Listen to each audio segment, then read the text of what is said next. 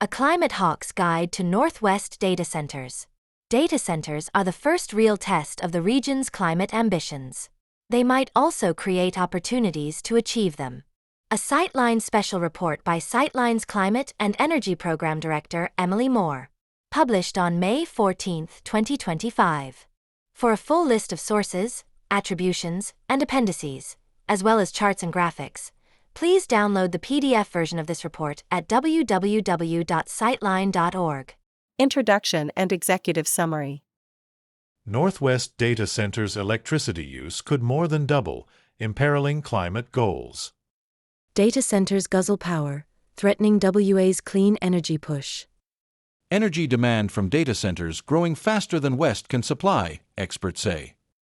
Reading these and other recent headlines, it would be reasonable to conclude that a few power-hungry data centers could force Oregon and Washington state to capitulate on their U.S.-leading climate goals.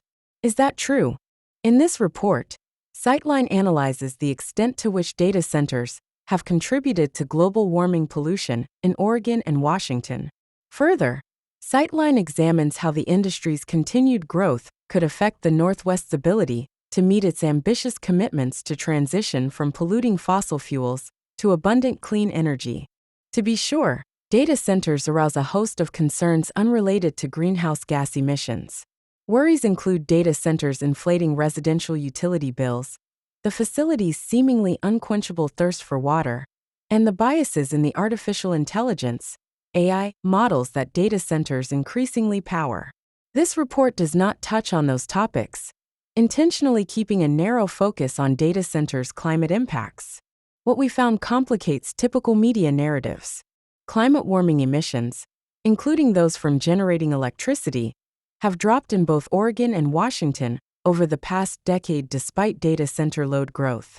Further, state policies prevent utilities from building new fossil fuel generating plants in Oregon and Washington to power data centers, shielding the region from the alarming trend taking hold across the United States.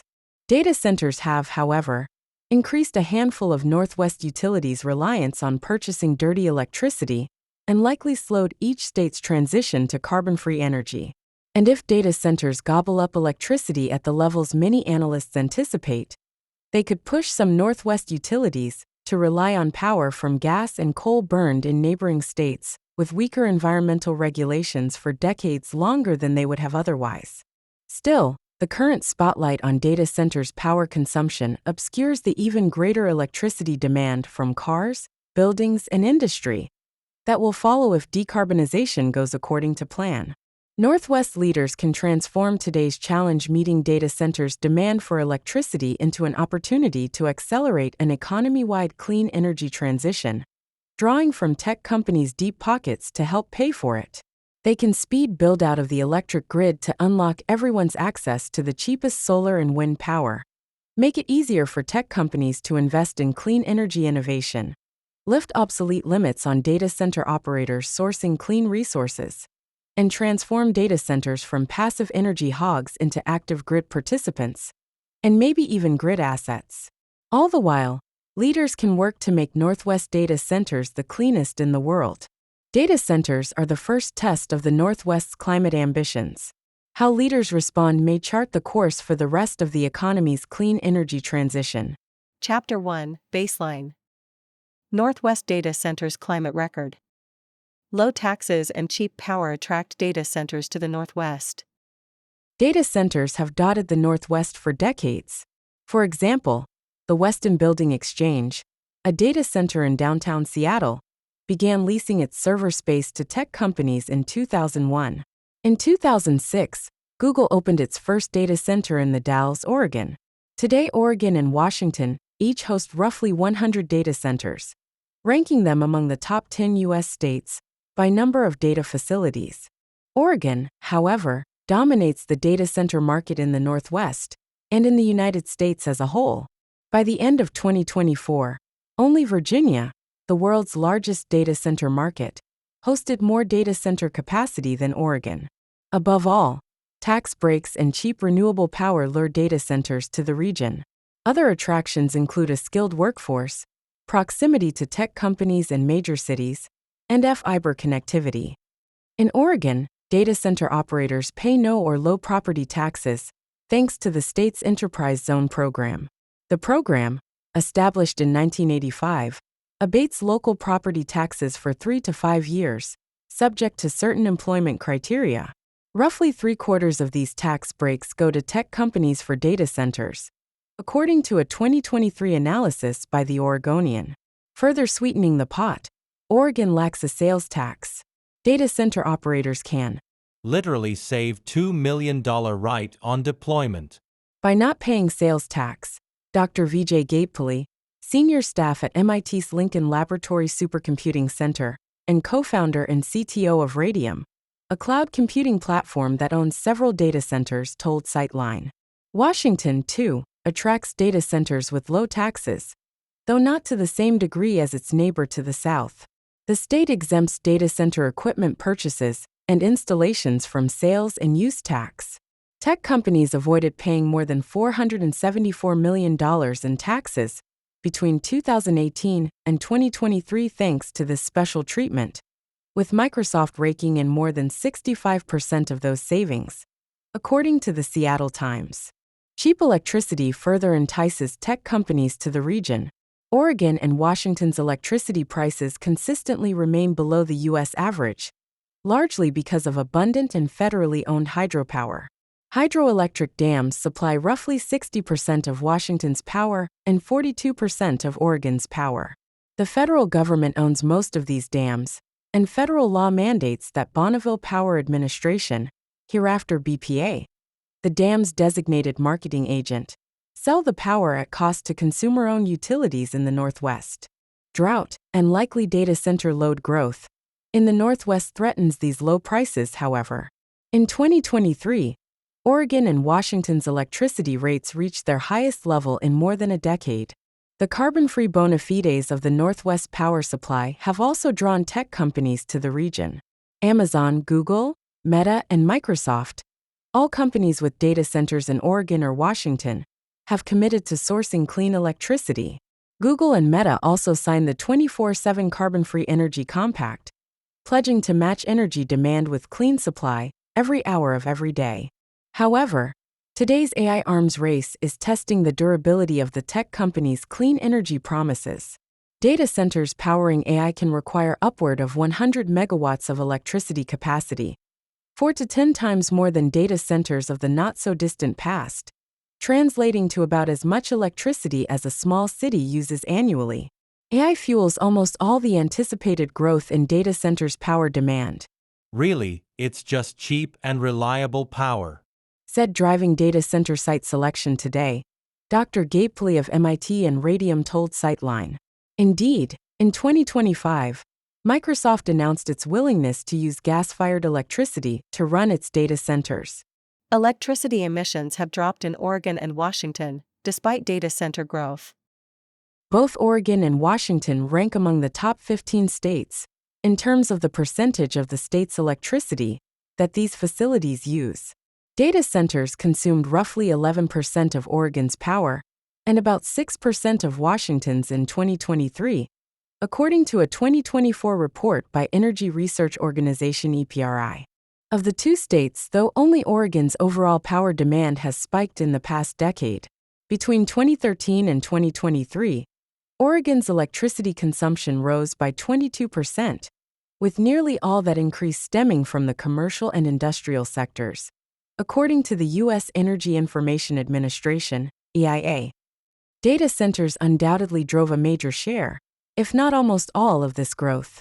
In Washington, by contrast, total electricity demand dropped by 4% between 2013 and 2023, according to the EIA. Further, both Oregon and Washington pollute less to generate electricity than they did a decade ago, largely thanks to state policies requiring utilities to stop burning coal for power. This economy-wide decline in electricity emissions, however, obscures the fact that data centers have unleashed pollution from a handful of utilities. Just 6 of the more than 100 utilities in Oregon and Washington absorbed nearly all new data center loads over the past decade.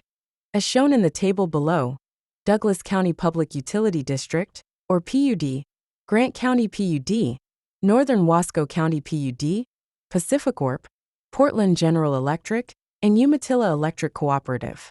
To accommodate their new energy-hungry customers, 5 of these 6 utilities rely far more on so-called unspecified power than they did 10 years ago. That is, power they purchase from wholesale electricity markets. Unspecified power is dirtier than the hydropower most of these utilities have historically used, because most electricity in the United States is still generated by burning either gas or, to a lesser extent, coal. Washington estimates that emissions from unspecified sources roughly equal those from burning natural gas. In other words, without data centers, Oregon and Washington's greenhouse gas pollution in the electricity sector might have fallen further faster. Still, emissions from unspecified sources of power make up just 7 and 5% of Oregon and Washington's total greenhouse gas pollution respectively. It's as if Oregon and Washington are hiking to a clean energy summit, and data centers have added a few rocks to their already heavy backpacks. Enough to slow them down but not enough to throw them off course. Most Northwest hydropower is off-limits to data center operators. Another common concern is that data centers will devour the Northwest's finite hydropower resources, making it more difficult for everyone else to meet clean electricity targets. The dam's devastating legacy on tribal communities, including but not limited to flooding of sacred sites, decimation of salmon populations, and tribal displacement, rightfully preclude new hydropower development in the region. Some utilities serving large data center loads, including Grant County PUD, have sold their carbon-free hydropower to tech companies and backfilled with dirty unspecified power. Ironically, corporate climate commitments are the very thing motivating utilities to do this. However, most utilities cannot cut these deals. The Northwest Power Act prohibits consumer-owned utilities from using power they buy from BPA to serve new single loads with capacities greater than 10 megawatts. Any major new data center exceeds 10 megawatts in capacity. Only utilities that own hydroelectric dams or other renewable resources outright can sell that power to data center operators. In 2023, BPA provided roughly 75% and 60% of Oregon and Washington utilities' hydropower respectively. Put another way, data center operators can't touch most of the Northwest's hydroelectricity. Chapter 2, Scenarios. How data centers could influence Northwest utilities' transition to carbon-free electricity. If data centers' climate impact in the Northwest has been modest to date, what can the region expect in the future? Most analysts anticipate data centers' ravenous appetite for power will grow unabated over the next several years. Data centers could consume 13.4 to 24% of electricity in Oregon and 6.8 to 13% in Washington by 2030, according to a 2024 paper by EPRI. For comparison, EPRI estimates that data centers will consume 4.6 to 12% of total U.S. power in 2030, up from roughly 4% today. Still, some doubt the boom will materialize. Nobody has any idea what electricity demand for data centers will be beyond a few years from now, said Dr. Jonathan Kumi, a former researcher at the Lawrence Berkeley National Laboratory, on a recent episode of the energy podcast Catalyst. He predicts that the insatiable demand these projections depend on will turn out to be a mirage. Indeed, Microsoft canceled several data center leases in 2025, which could indicate unclear demand for AI services, according to a tech industry website. Further complicating the story is whether AI might actually reduce emissions, for instance, by better anticipating wind or solar farm output, or optimizing buildings' energy consumption. A 2025 IEA report found that globally, AI could reduce emissions more than data centers increase them, depending on how the technology is adopted. However, the report cautioned that pollution reductions from AI are far smaller than what is needed to address climate change. If enormous data center load growth does appear, the primary climate risks in the Northwest are that utilities 1. Build new gas-fired power plants, 2. Delay retiring gas plants, or 3. Burn more coal and gas in states with weak environmental protections, shifting clean resources to Oregon or Washington.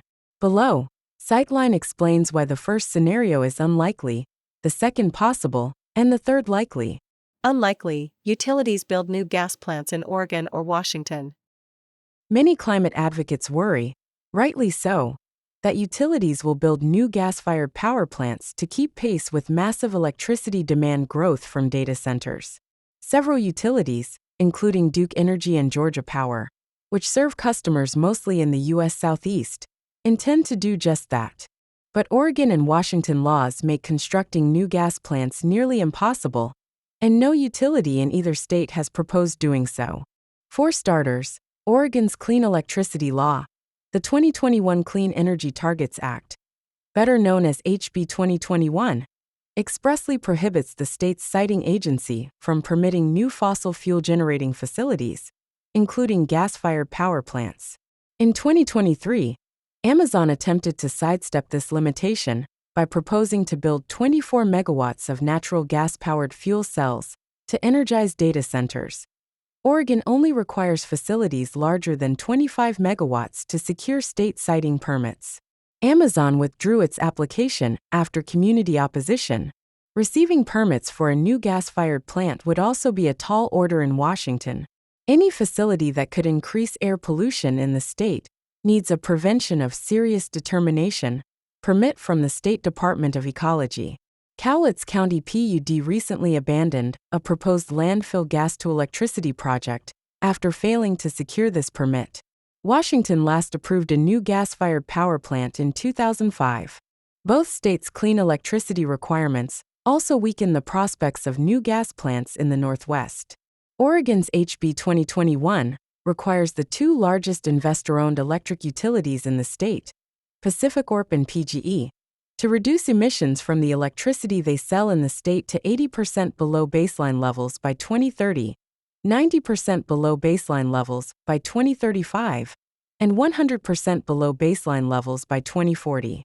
The law exempts all of Oregon's consumer-owned utilities, as well as Idaho Power, because it counts fewer than 25,000 customers in the state.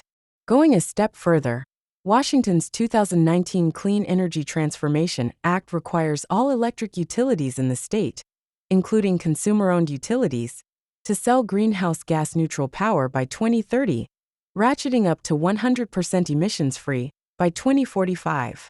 The law also demands that the electricity non-residential customers, including data center operators' purchase from wholesale markets, meets these same targets. One complication to this optimistic picture is that both states cap costs under their clean electricity laws. That carve-out means that if utilities transition to renewable power raises electricity rates above a certain level, which is different in each state, regulators must consider a utility to be in compliance, even if the company hasn't actually met clean energy targets. To date, though, no utility has triggered the cost threshold in either Oregon or Washington. Possible, utilities delay retirement of existing gas plants. A more likely scenario than utilities building new gas plants is that they delay retiring one or more of the 17 gas-fired power plants currently running in Oregon and Washington. Delayed coal plant retirement in these states is off the table. Oregon's last coal-fired power plant in Boardman shuttered in 2020. Washington's only coal plant, in Centralia, will close at the end of 2025. If new renewable power or electric transmission line build-out lags demand from data centers, an unfortunately likely scenario, utilities could keep gas plants running longer than they would have otherwise by appealing to the cost or reliability exemptions in the two states' clean electricity laws. Additionally, Oregon's Climate Protection Program, or CPP, which sets a declining cap on greenhouse gas emissions for certain regulated companies, excludes emissions from generating electricity. In Washington, by contrast, electric utilities that emit more than 25,000 metric tons of carbon dioxide annually must reduce their pollution in line with the Climate Commitment Act's emissions cap. Oregon's CPP exception means electric utilities can keep burning their gas-fired power plants in Oregon and sell the dirty electricity to customers in other states. In fact, that's exactly what PGE intends to do. In this case, out-of-state data center load growth could keep Oregon's gas plants from retiring on cue. Likely, utilities shift renewables to the northwest, backfilling with new dirty power elsewhere. The most likely climate impact of rising power demand from Oregon or Washington data centers could occur outside these states' borders. Utilities working across state lines could shift renewable resources to serve Northwest data centers, making up the difference by burning more coal and gas in places that lack strong environmental protections. Avista, for example, whose electric service territory spans eastern Washington and western Idaho, modeled adding a new 200-megawatt data center in Washington in its 2025 Integrated Resource Plan, or IRP, to meet the data center's demand for power while remaining in compliance with Washington's Clean Energy Transformation Act.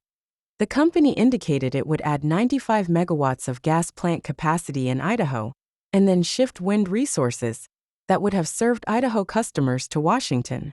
In other words, Washington data centers would cannibalize some of the clean power currently serving Idahoans, and Avista would pollute more in Idaho to make up the difference. Likewise, PacifiCorp, a subsidiary of Warren Buffett's Berkshire Hathaway Energy that works across 6 western states, intends to burn more coal and gas outside Oregon and Washington to meet rising power demand.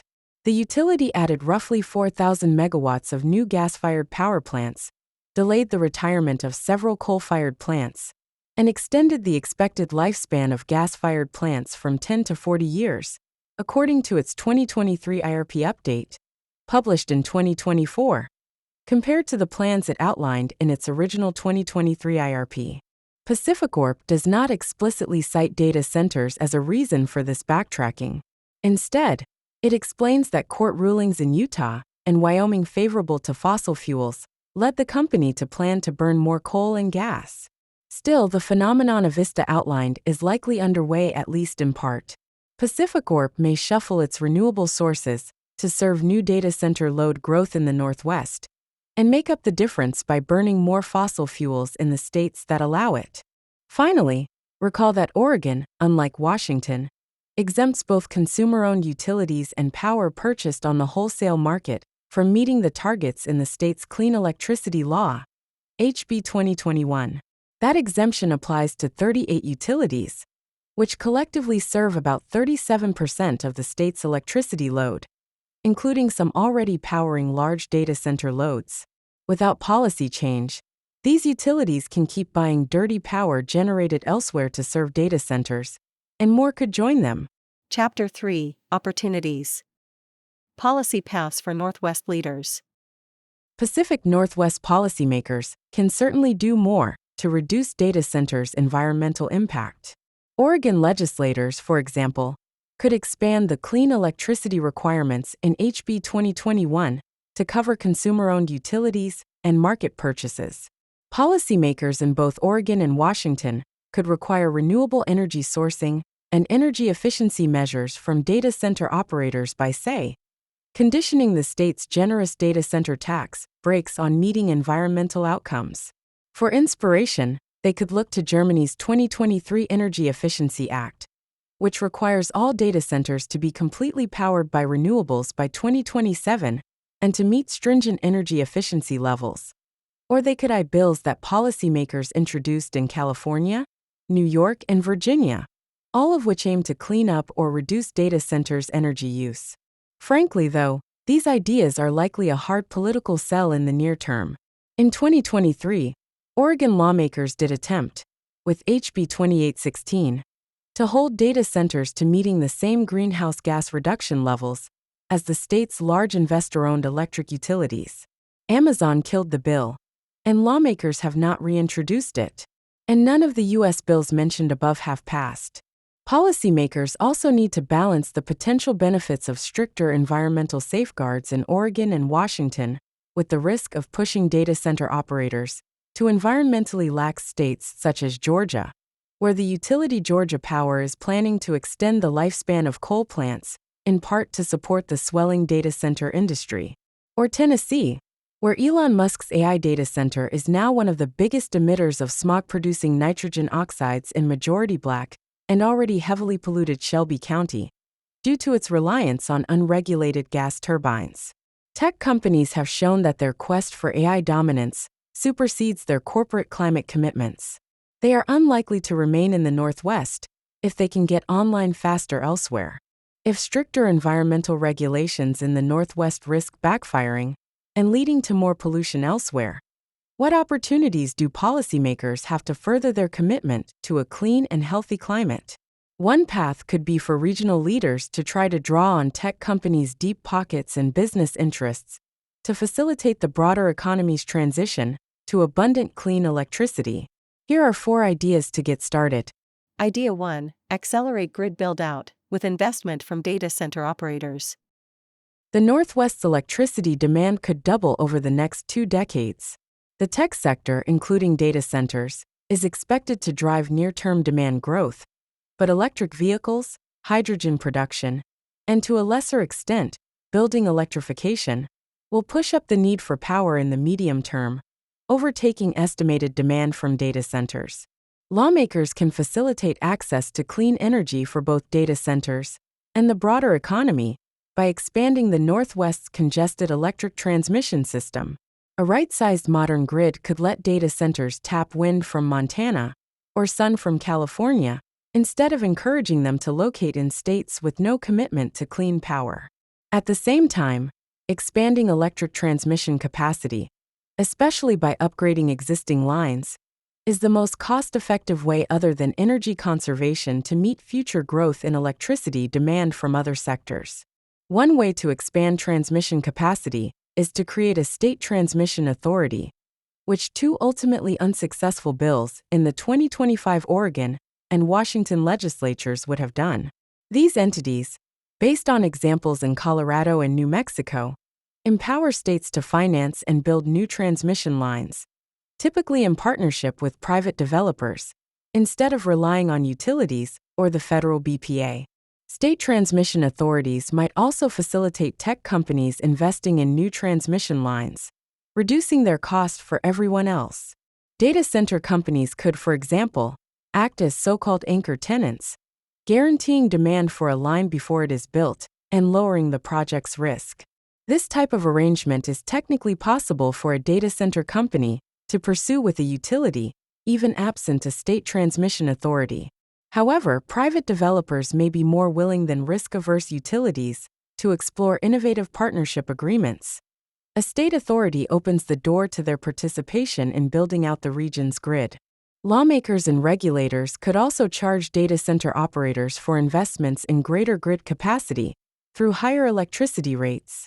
Oregon's HB 3536, which the legislature is currently considering, could pave the way.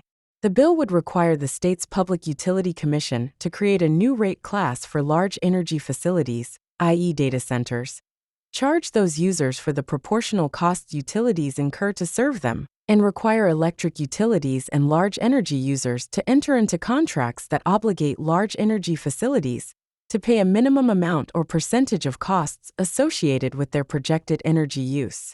If the data center company doesn't use all the energy it anticipated needing, the rest of the ratepayers would still benefit from the investments the tech company paid for. This and other regulatory innovations might even lay the groundwork for something more ambitious down the road. Data center operators not just paying for the incremental cost of serving their own operations, but also underwriting grid investments necessary for the economy-wide clean energy transition. Idea 2: leverage tech companies' risk tolerance for clean energy innovation. Unlike utilities, which are risk-averse and bound by regulators to pursue least-cost solutions on behalf of customers, tech companies are willing to bet big on new technologies, including in the energy sector. Policymakers can take advantage of this risk appetite by updating green tariff programs, for example. Green tariffs are higher rates that utilities, including in the Northwest, offer customers in exchange for clean electricity.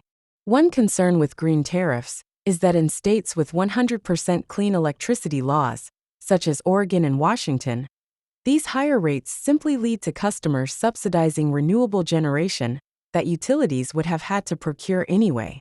But tech companies, with their deep pockets and corporate climate commitments, alongside their eagerness to ensure a robust energy supply to power their business plans, may be ideal underwriters of Oregon and Washington's clean energy transition.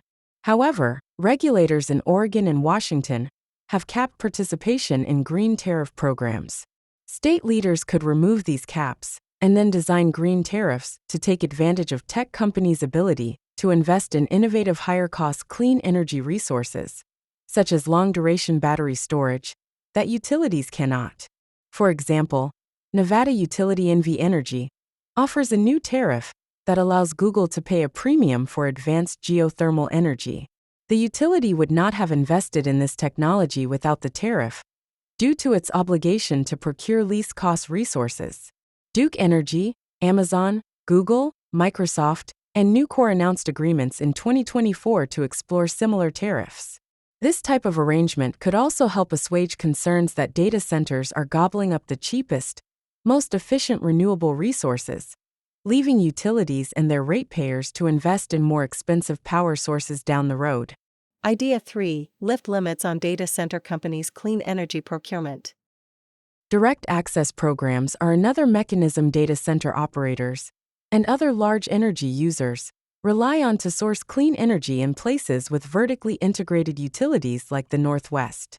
Unlike green tariffs, direct access programs allow customers to source their own power. These customers then pay the utility to send the power over its wires.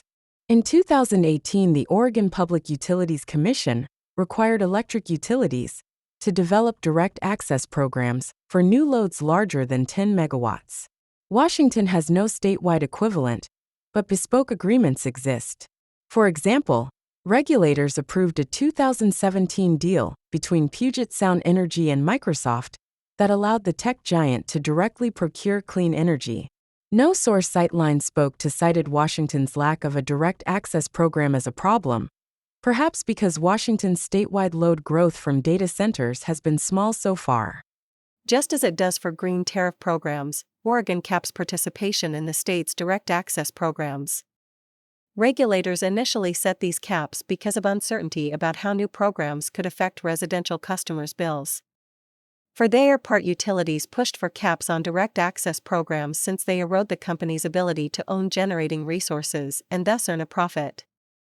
However, the Oregon Citizens Utility Board, or CUB, a ratepayer advocate group that originally supported the caps, now views both green tariffs and direct access programs as viable options for meeting data center load growth, according to Bob Jenks, CUB's executive director. Direct access programs, he explained, might even benefit residential customers by reducing the risk that utilities overbuild generating resources to meet data center loads that never materialize. Idea 4. Transform data centers from passive energy users to active grid participants. Finally, policymakers can catalyze new arrangements between data centers and utilities that reduce facilities' impact on the grid and might even turn them into assets. One option is facilitating data centers' participation in utility demand response programs. These programs reward customers for reducing energy use or shifting power demand to a different time or location when the grid is overloaded. If data centers ratcheted down their power demand for an average of about 1 week annually, and for about 2 hours at a time, the Northwest could add at least 3.8 gigawatts of new data center load without needing to expand the grid or add new generating resources. Oregon and Washington already require utilities to use demand response when cost-effective. However, Sightline only found evidence of one Northwest data center operator participating in a demand response program. A 2023 blog post describing Google's pilot with Northern Wasco County PUD in the Dalles, Oregon. Neither Google nor Northern Wasco County PUD responded to Sightline's request for more information. You're signing yourself up to be interrupted, said a tech company representative to Sightline off the record, explaining why the company has historically steered clear of demand response programs. AI's unique computing profile could make data center participation more feasible, though, and lawmakers in Oregon and Washington could require utilities to develop demand response programs tailored to data centers' unique energy profiles. These programs could, for example, incentivize data centers to adjust when they train their models to times when renewable energy is abundant by offering faster interconnection to the grid. Going a step further, data centers might even one day offer stability and flexibility to the grid. One way, for instance, would be to store excess renewable resources in on-site batteries and dispatch them back to the grid when needed. In October 2024, research organization EPRI launched an initiative, DC Flex, whose members include PGE, to quote, explore how data centers can support the electric grid, enable better asset utilization, and support the clean energy transition, end quote. And several companies, including Microsoft in Ireland, have piloted grid interactive data centers. The concept remains nascent and faces challenges, including the cost of data center operators building excess power capacity. But it is worth policymakers tracking and encouraging. Chapter 4, Conclusion. With leadership from policymakers, data center companies could help underwrite the Northwest's clean energy transition. Tech giants have flocked to Oregon and Washington to set up data centers, drawn by low-cost clean power and generous tax incentives. A handful of utilities now meet most of this new electricity demand by, for the most part, relying more on dirty electricity than they would have otherwise. Even so, overall electricity emissions have continued to drop in both states over the past decade, including in the electricity sector, largely thanks to laws phasing out coal power, and state laws essentially prohibiting utilities from building new gas-fired power plants shield the region from some of data centers' most noxious environmental impacts. Faced with insufficient solar, wind, or other clean power sources, though, utilities could delay shutting down one or more of the 17 gas plants currently operating in both states, or in Oregon, by more dirty power in the wholesale market. Utilities could also drive up overall pollution by diverting out-of-state solar or wind power to power data centers in Oregon and Washington, burning more coal or gas in states with lax environmental laws to backfill the loss. Climate-concerned policymakers wondering what to do should not lose sight of the bigger picture. Creating a clean, healthy Northwest free of polluting fossil fuels will require building vast amounts of new clean energy resources and expanding the grid capacity.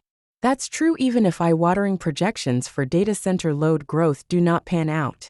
Rather than pushing data centers to places with fewer environmental regulations than Oregon and Washington, Northwest policymakers can take advantage of tech companies' hunger for power, strategic business interests, corporate climate commitments, and deep pockets. They can accelerate build-out of the electric transmission system, encourage tech company investment in clean energy innovation, lift obsolete caps on data centers sourcing clean energy, and transform data centers from drags on the grid to flexible, and perhaps even useful resources. Surging data center electricity demand growth is the first true test of Oregon and Washington's ability to achieve climate goals. If all goes well, it won't be the last.